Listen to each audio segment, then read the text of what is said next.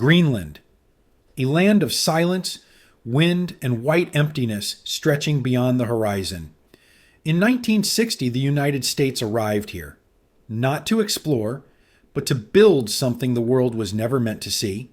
They called it Project Iceworm, a plan so vast it bordered on madness, to construct a hidden network of tunnels, 4,000 kilometers long, carved deep beneath the Greenland ice sheet.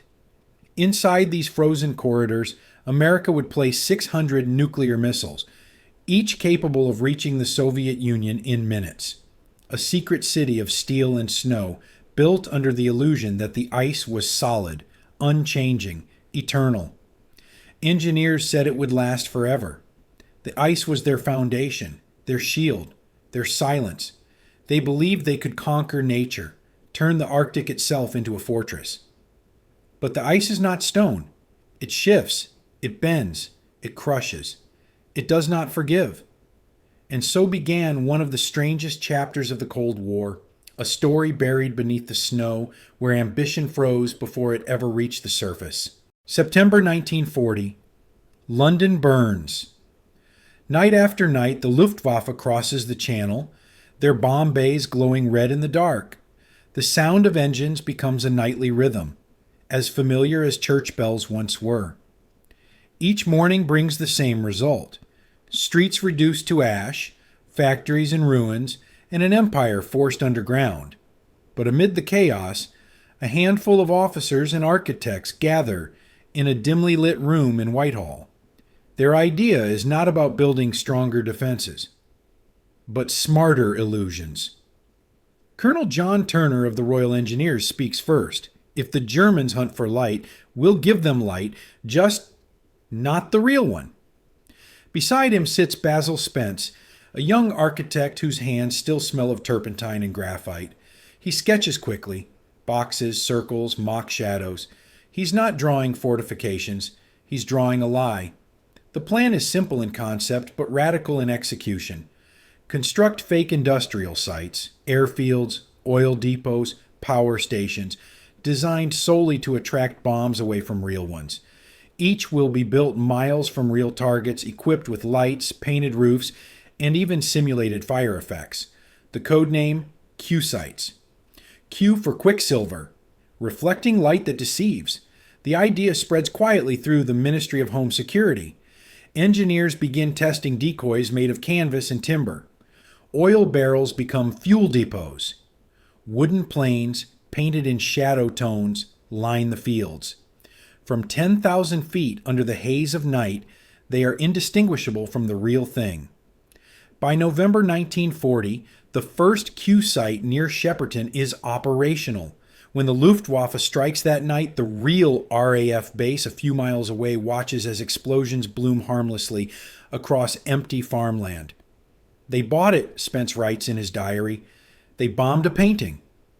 The experiment works, and soon what began as an artist's sketch becomes a national strategy. From Scotland to Cornwall, Britain begins constructing a second invisible Britain, a mirror image of itself, built from wood, light, and deception. And for the first time since the Blitz began, the British learn a new kind of courage, the courage to fight with illusion.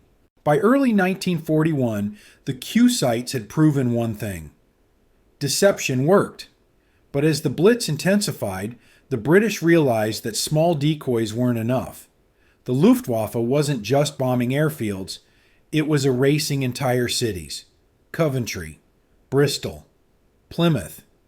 Each name became synonymous with ruin.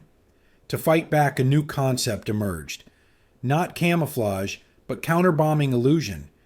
If the Germans sought destruction, Britain would offer them destruction. Just in the wrong place. The Ministry of Home Security called the project Operation Starfish. Its architect was Colonel Turner, the same man who'd built the first fake airfields. Now his task was to create entire fake cities. Dozens of isolated valleys, moors, and coastal plains were selected. On these empty lands, construction teams began assembling something unprecedented: fake urban landscapes designed to be bombed. Oil-filled trenches mimicked the burning glow of a bombed factory. Magnesium flares flickered inside barrels, giving the illusion of molten metal. Networks of electric cables allowed engineers to ignite certain zones on command. A symphony of light, heat, and smoke. From the air, under the haze of night, it was indistinguishable from the real thing. They called them starfish sights, because at night, from above, the glowing patterns resembled a burning star spread across the ground. Each starfish site had a coded number, a control bunker, and men who risked their lives to operate the illusion while bombs rained above them. When German Pathfinder squadrons dropped flares to mark targets, starfish operators waited until the first bombs fell on real cities, then activated their systems. Within minutes, an entire city appeared to be burning several miles away. Luftwaffe bombers redirected, confident they had found their mark. In Bristol alone, 137 major raids were diverted by starfish decoys. The fake city burned, the real one slept. For the first time, bombs were fighting the shadows of bombs. Colonel Turner wrote in his report, "We built illusions to protect truth." The Germans never knew how many times they had bombed nothing at all. It was the birth of industrial-scale deception, and it worked, not because of weaponry, but because of art. Britain had turned the theater of war into war as theater. By 1942, deception had outgrown improvisation. It had become a system. The Starfish program had expanded from a few experimental sites to a network that covered the entire United Kingdom.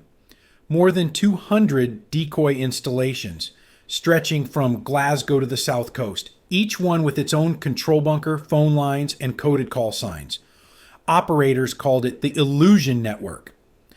They were ordinary men, railway workers, electricians, theater technicians, trained to simulate catastrophe. When the air raid sirens began, they prepared to be bombed. Every starfish site followed a precise protocol. The first explosions hit a real city: Coventry, Bristol, Sheffield. Once Pathfinders dropped their flares, the control officer would pick up the line. Code word, kindle. With that single word, the illusion came alive. Oil trenches ignited. Electric fires pulsed through hidden wires. Barrels of tar and diesel were lit in sequence, forming the outline of burning factories. The glow reflected off painted roofs and aluminum sheets, creating a living mirage. German bomber crews, flying at 6,000 feet, saw exactly what their intelligence expected: a city in flames, and they steered toward it. In reality, they were bombing empty moors, wooden warehouses, cardboard rail cars, whole factories built from stage materials, manned by a handful of volunteers hidden in underground shelters. One officer later wrote, "We watched from the hills as the Germans destroyed our illusion. It was strangely beautiful, and completely useless to them." The British kept meticulous records. Every bomb crater was charted, every diversion logged. In some regions, over 80% of incoming bombs fell on fake targets. At the height of the Blitz, the Illusion Network was absorbing entire Luftwaffe operations, hundreds of tons of explosives each night spent attacking light and shadow. And yet, the men who maintained the deception never received medals. They couldn't. Their work officially didn't exist. Each starfish site was erased from maps, its operators sworn to secrecy for decades. To the world, they were anonymous. To history, invisible. But every time a German bomb exploded harmlessly in an empty valley, their silence was victory. By 1942, America had entered the war, and with it came a new challenge: how to protect the massive industrial heart that would feed the Allied machine. Unlike Britain, America couldn't hide its factories underground. They were vast, visible, and vulnerable.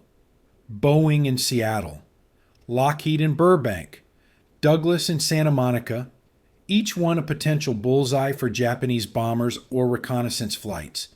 So the U.S. Army Corps of Engineers proposed something extraordinary. If you can't hide it, fake it. They hired architects, Hollywood set designers, and illusionists. Paramount Pictures, Disney Studios, and MGM, the same people who built dreams on screen, would now build them for war. Within months, the rooftops of California's aircraft plants transformed into something surreal. Boeing's assembly hangars were covered by a layer of suburbia. Rows of wooden houses with fake garages and painted doors. Canvas lawns, cardboard cars parked neatly in driveways, even miniature clotheslines swaying gently in the wind. From the air, it was perfect. A quiet American neighborhood, the illusion was so detailed that pigeons nested in the fake chimneys. Beneath it, 50,000 workers built bombers, the sound of rivets and engines masked by the distant hum of traffic and jazz music from hidden loudspeakers. Lockheed's camouflage stretched for half a square mile. Engineers called it the suburban sky. Each morning, stagehands from MGM inspected rooftops for damage, repainted fading grass, replaced missing cars. It was cinema, but with consequences measured in lives. Japanese reconnaissance planes flew over Los Angeles twice in 1942. Their photographs showed nothing unusual. No factories, no runways, just homes, trees, and the illusion of peace. The operation was so successful that many local residents never knew what lay beneath their own city. A world war hidden under Hollywood's perfection. To protect reality, America built an imitation of itself. And in that imitation, truth survived.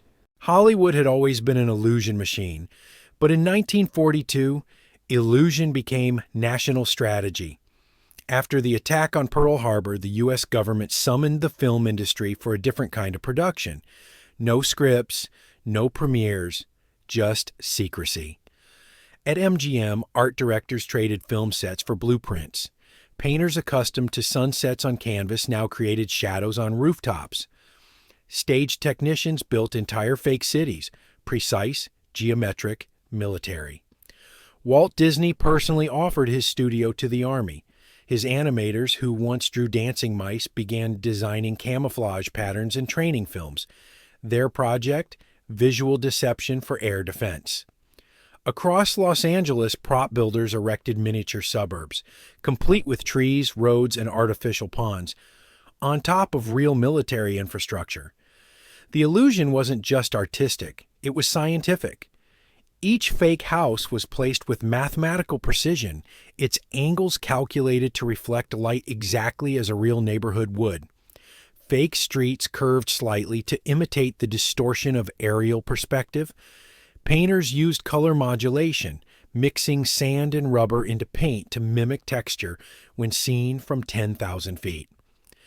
Paramount Studios set designers called the process strategic cinematography. They built fake rivers over steel pipes carrying fuel, false bridges above secret power lines, and abandoned barns concealing radar antennas.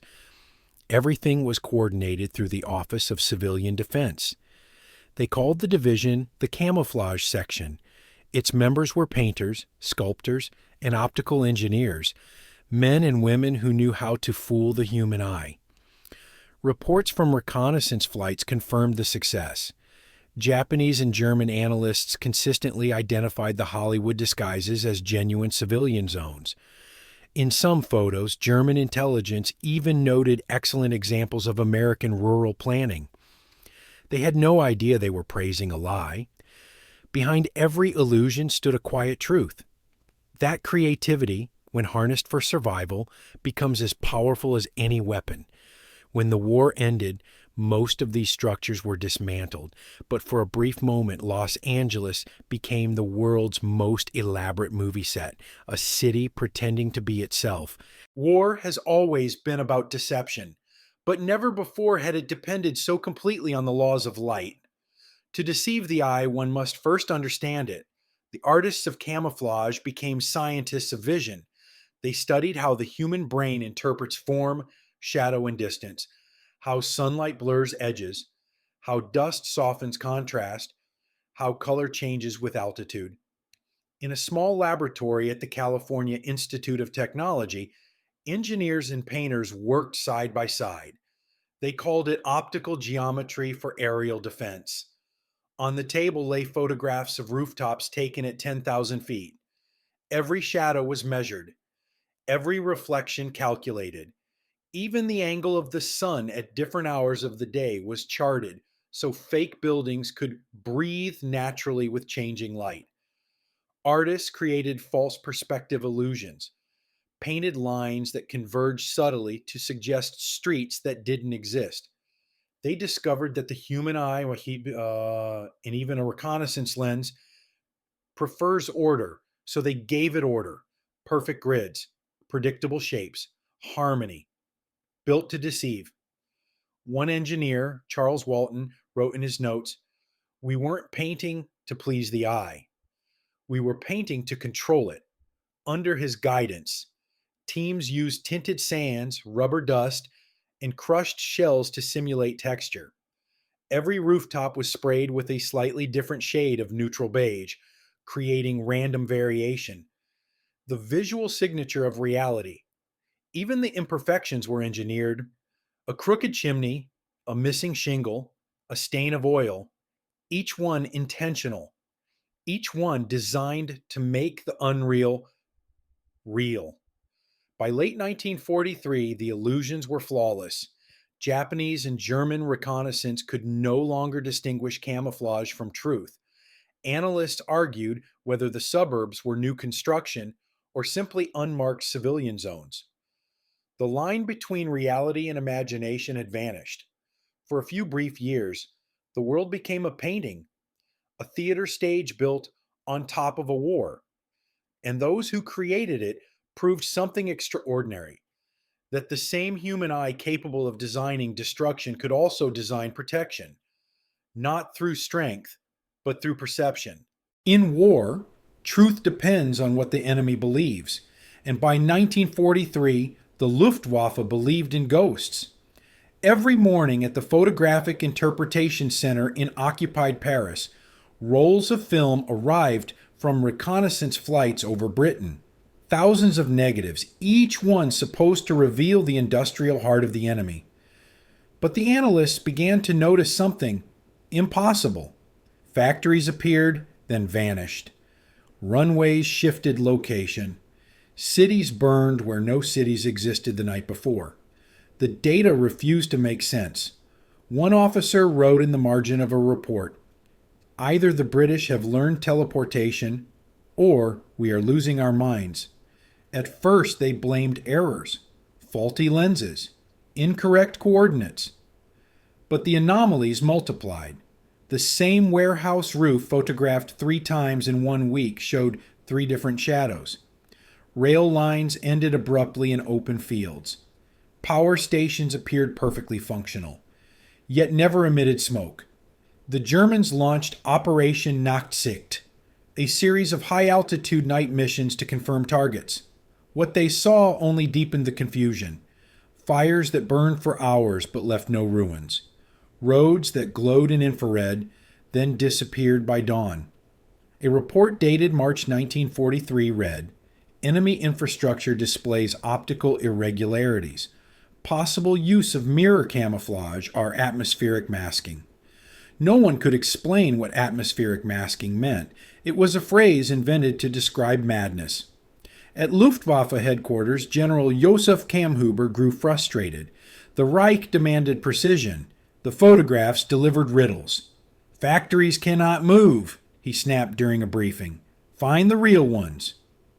But the real ones were hidden behind layers of light and paint. For every true target, 2 illusions waited.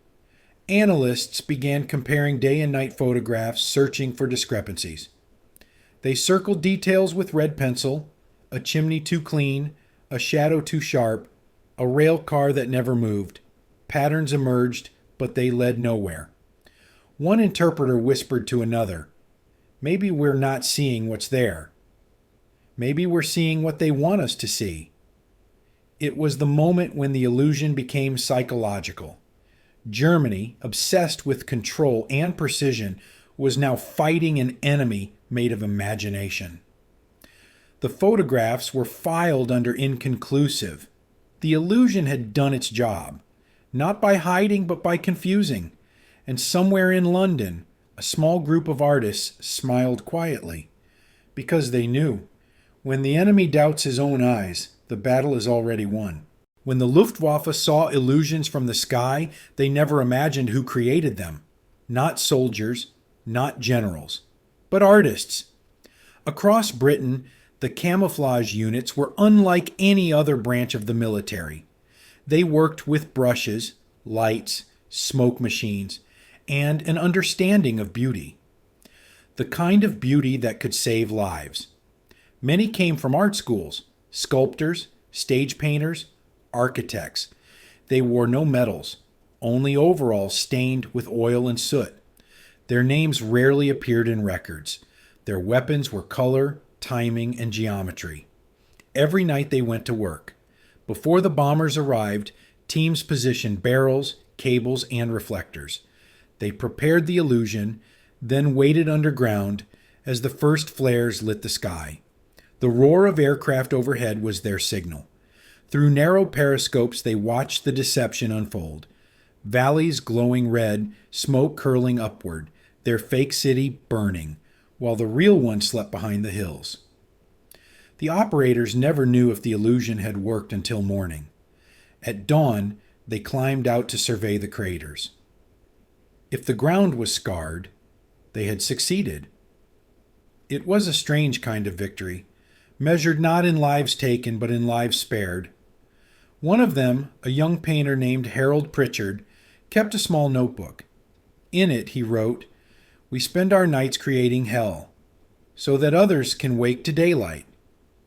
His words were never published. Like most of his team, he returned to civilian life in silence, carrying memories of smoke, heat, and false light. Yet their work left invisible monuments across the countryside, places where deception became an act of compassion. In every wooden factory they built, in every fake runway they lit, there was a quiet defiance, an artist's belief that creation could still protect, even in the midst of destruction. By 1943, deception had outgrown smoke and fire. It had become intelligence. Britain's success with decoy cities had proven a simple fact. If you can control what the enemy sees, you can control what he believes. And so, the illusion moved beyond the visible world, into radio waves, into sound, into the mind.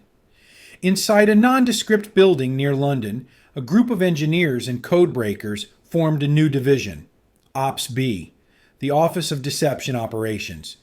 Their mission, to fabricate entire armies out of nothing, fake divisions, fake convoys, fake communications. The technology came from radar research and theatrical sound. Massive loudspeakers placed across empty fields played the sound of engines, the clatter of tanks, the murmur of soldiers moving through the night. Pilots flying overhead reported enemy formations. German reconnaissance confirmed them. But there was nothing there. Every message sent by Ops B was a performance. Wireless operators imitated the speech patterns of real units. Casual, disciplined, authentic. They transmitted meaningless chatter for hours, building a digital ghost army out of static. One deception, codenamed Operation Glimmer, used radar reflective strips, window, to simulate entire fleets approaching the French coast. The Luftwaffe scrambled interceptors. German coastal batteries fired for hours, but the sea was empty. Another project, Operation Fortitude, created an entire army that never existed, complete with maps, insignias, and even a commanding general. George S. Patton, in exile. The goal was simple: make Germany believe the Allied invasion would land at Calais, not Normandy. And it worked. Even Adolf Hitler, obsessed with details, held back his best panzer divisions for weeks, waiting for an attack that would never come. When Allied troops stormed Normandy, the Germans were still guarding the illusion. The invisible war had succeeded. It was the logical evolution of Starfish and Hollywood's painted cities. From physical illusion to psychological manipulation, from brushstroke to brainwave. The artist and the spy had become one and the same. A war once fought with bombs was now fought with belief. By late 1943, the results were undeniable. What began as an act of artistic desperation had become a measurable military advantage. For the first time, British intelligence started keeping statistics. Hard evidence that illusion could save a nation. Reports from the Ministry of Home Security detailed the numbers. More than 200 starfish sites across Britain. 730 recorded raids diverted from real targets, and an estimated 2,500 tons of German explosives wasted on open fields and painted factories. In some regions, 8 out of every 10 bombs fell on nothing at all. A single starfish installation could absorb an entire night's assault, turning what might have been a city's destruction into a spectacle of harmless fire. At a meeting of the War Cabinet in December 1943, Prime Minister Winston Churchill reportedly smiled when presented with the figures. "Gentlemen," he said, "if the enemy insists on bombing our illusions, we shall gladly build him more to destroy." The illusion was no longer secret art. It was official strategy. Funding increased. New starfish sites were constructed along industrial corridors. From Glasgow shipyards to London's power stations. Every fake light bought time. Every imitation roof, a chance for survival. Meanwhile, across the Atlantic, American engineers studied Britain's methods. Detailed reports labeled Confidential Visual Deception Program circulated between Washington and Los Angeles. The concept had proven itself. War could be influenced not just by what was real, but by what appeared to be real. For the Allies, this was more than defense. It was a turning point in thought itself. Military power was no longer just tanks and planes. It was perception. The understanding that victory could be achieved by controlling the story the enemy saw from the sky. Psychologists within the British Army called it perceptual warfare. A term ahead of its time, but perfect for what it described, the manipulation of belief to shape reality. In the following months, illusion would move beyond the British Isles, to North Africa, to Italy, and soon to the shores of Normandy. The deception that began with flickering fires in empty valleys was about to decide the fate of Europe. In the spring of 1944, deception became destiny. Allied commanders faced the most complex question of the war. How do you convince Hitler to defend the wrong beach? The answer was Operation Fortitude, the greatest illusion ever staged by humankind. Its objective? Make the German High Command believe that the Allied invasion would strike not at Normandy, but at Calais, the narrowest point across the Channel. To do this, they needed more than camouflage. They needed an entire phantom army. Under the direction of Britain's 20 Committee, XX, and the newly formed Supreme Headquarters Allied Expeditionary Force, SHAEF, teams of engineers, radio operators, and artists began constructing the most ambitious deception in military history. They built hundreds of inflatable tanks. They arranged wooden aircraft on grass airfields. They placed dummy landing craft along the Kent coastline, complete with tire tracks, tents, and even fake fuel depots. Above it all stood the legendary figure of General George S. Patton, the man the Germans feared most. To them, his presence near Dover confirmed everything. Where Patton was, the invasion must follow. The illusion was supported by fake radio networks, tens of thousands of messages simulating entire divisions. The 1st U.S. Army Group, FUSAG, a force that never existed, but which consumed more of Hitler's attention than any real army ever could. From captured German intelligence after the war, we know how deeply the deception worked.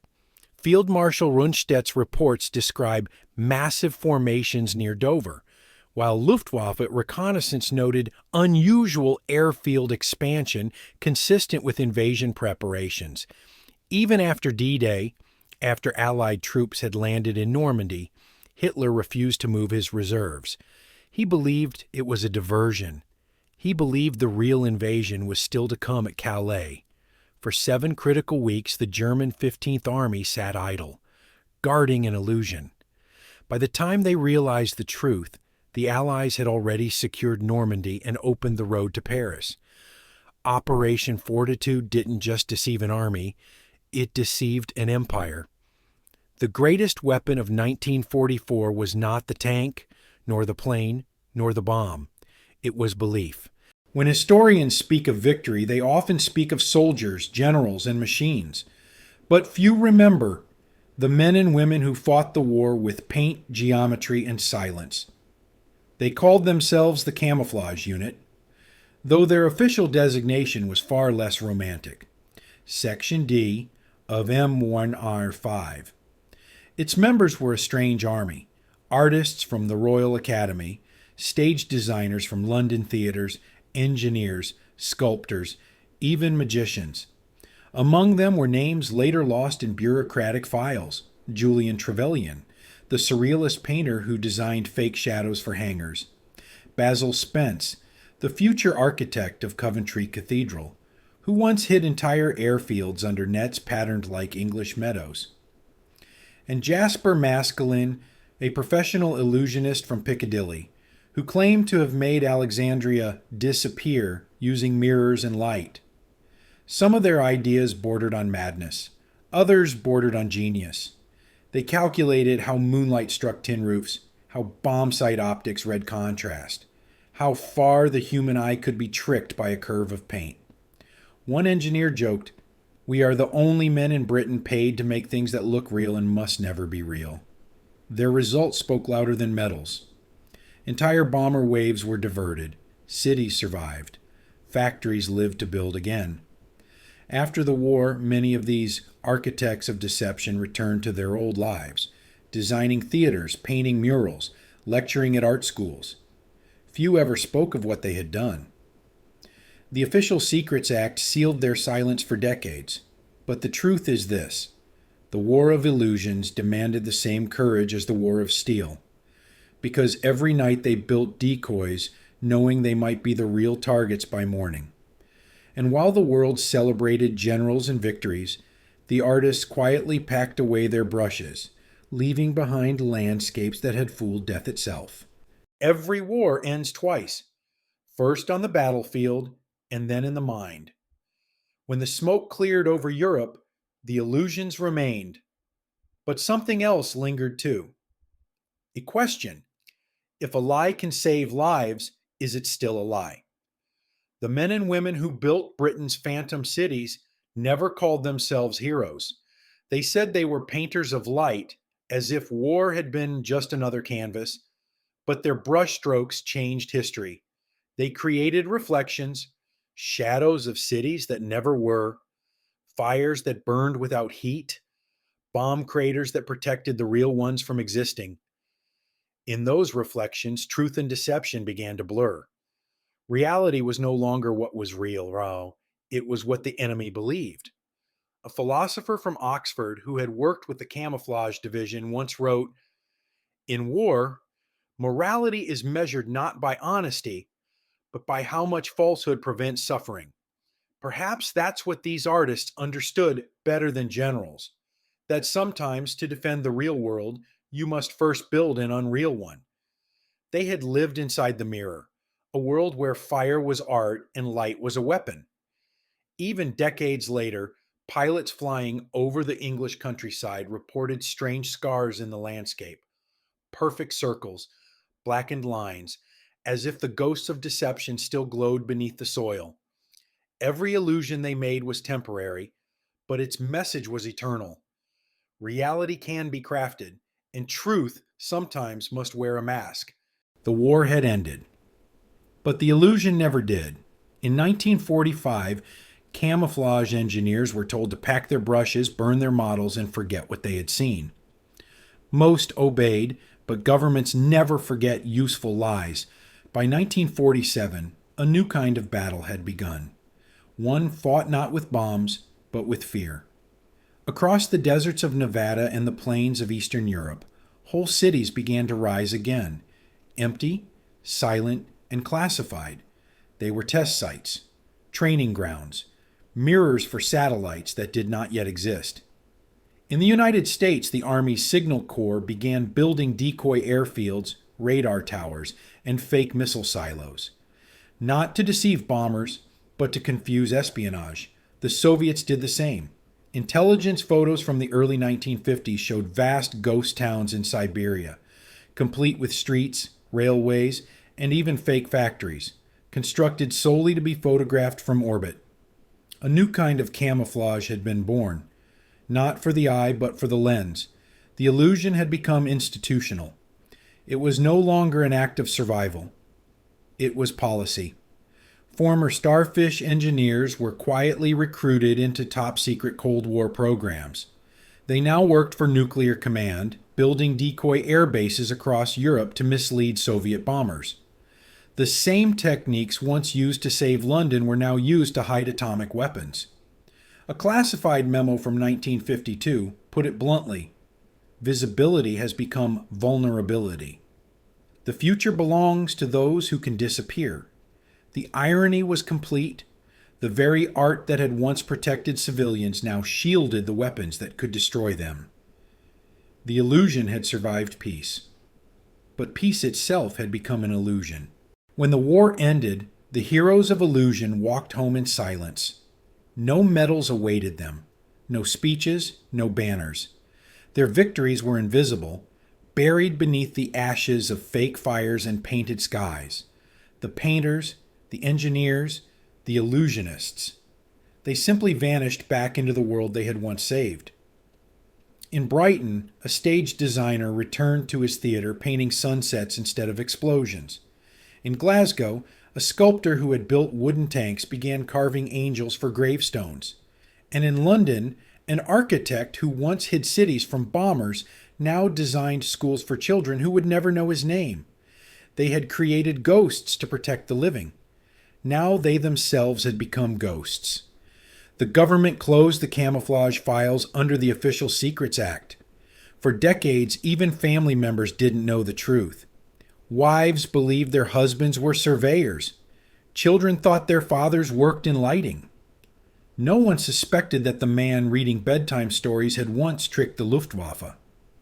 When the archives were finally declassified in the 1970s, journalists found a single phrase stamped across hundreds of documents. No operational record exists. But the evidence was still there. In the fields where the grass grows unevenly. In the hills still scarred with perfect geometric burns. In the diaries they never meant anyone to read. One entry, found in a notebook from 1942, read, "If the enemy believes the lie, then the lie has done its duty." No monument marks their work. No medals bear their names. But every city that still stands, London, Bristol, Coventry, is part of their memorial. Their legacy is written not in stone, but in light. When peace returned, the world turned its eyes away from illusion. Camouflage, once a national secret, became a curiosity. A word for soldiers' uniforms and jungle paint. The great deception networks were dismantled, their records locked in archives, their creators forgotten. But the ideas didn't die. They changed shape. Architects who once hid factories under forests began designing buildings that blended into skylines. Artists who had painted fake cities pioneered new movements. Abstraction, light art, kinetic design. Even filmmakers, inspired by wartime illusions, learned to build worlds that felt real, but weren't. The same minds that once fooled enemy bombers now fooled the human eye in cinema. Hollywood learned camouflage from war. But the philosophy behind it, that balance between truth and appearance, slowly faded from public memory. By the 1960s, young designers spoke of transparency and honesty in materials. Camouflage was dismissed as deceit, a relic of a darker time. Yet the world they lived in was built upon it. The highways followed the old decoy roads. The suburbs grew over false runways. The peace they enjoyed existed because illusion once stood between fire and flesh. A British art historian once wrote, "Camouflage was not a trick. It was empathy made visible. The ability to see the world through the enemy's eyes and change what he saw. That's what was lost, not the paint or the netting, but the vision. The understanding that appearance can be protection, that deception, when born from mercy, is not manipulation, but wisdom. And perhaps that's why the lost art of camouflage still hides in plain sight." After the war, illusion left the battlefield and entered the laboratory. Scientists realized something extraordinary. The same principles that had fooled enemy pilots could explain how the human brain sees the world. Psychologists at Cambridge and MIT began to study the mechanics of perception, how light, shadow, and contrast create the illusion of depth. They called it visual cognition. To them, camouflage was no longer deception, and it was information. From military archives, they took sketches of fake cities, measurements of brightness, angles of sun and reflection. They treated them like equations. Optical engineers turned these wartime secrets into technologies of the future. Stealth coatings, radar deflection, infrared camouflage for vehicles and aircraft. The artist's brush had become the scientist's formula. In 1954, a research memo from the U.S. Air Force concluded, "Camouflage is not disguise. It is controlled visibility. The manipulation of what can and cannot be seen." That line would later define stealth technology. Meanwhile, in Britain, architects who had once hidden factories began collaborating with psychologists and physicists. They studied how light interacts with surfaces, how people perceive safety in space. The war's illusions became the foundation of modern urban design. The mathematics of deception had become a science of perception. Every radar screen, every optical illusion, every mirrored building reaching towards the sky, they all carried the DNA of those wartime experiments. Even neuroscience owes a debt to the artists of camouflage. For the first time, scientists asked not, "What do we see?" but "Why do we believe what we see?" And in that question, illusion found immortality. The war ended 80 years ago, but deception never did. It simply changed its face. The same ideas that once saved cities from bombs now shape the world we live in, a world built on reflections. Corporations camouflage intentions behind design. Governments mask surveillance beneath the language of security. Individuals curate their lives through filters and lenses, crafting perfect illusions of happiness and control. Camouflage has become culture. The architects of deception would recognize it instantly. The manipulation of light, emotion, and belief. Only the battlefield has changed. Digital screens replaced smoke and mirrors. Marketing replaced propaganda. Algorithms replaced reconnaissance. But the method remains identical. Control what is seen, and you control what is believed. In the 21st century, illusion is no longer an act of war. It's the foundation of civilization. The truth is now a matter of perspective, shaped by attention, curated by code, filtered through design. And yet, perhaps, that is the final evolution of camouflage, the transformation from survival tactic into social instinct. A technology born to deceive bombers now guides the images we trust every day. Every ad, every political message, every glowing screen is a descendant of those same wartime illusions. One historian called it the quiet victory of perception over fact. The war of light and shadow never truly ended. It simply moved inside us. There is one question that no archive can answer. If deception can save lives, is it still deception? The men and women who built the illusions of war did not think of themselves as liars. They thought of themselves as guardians, painters of protection, engineers of mercy. They did not kill the enemy. They misled him. And in doing so, They saved thousands who would have died in the fire. But that paradox remains. Can a lie told for good remain pure? Or does it carry the same shadow as the one it fights? A theologian who studied the starfish operations once wrote, "Truth is not the opposite of deception. It is the intention behind it.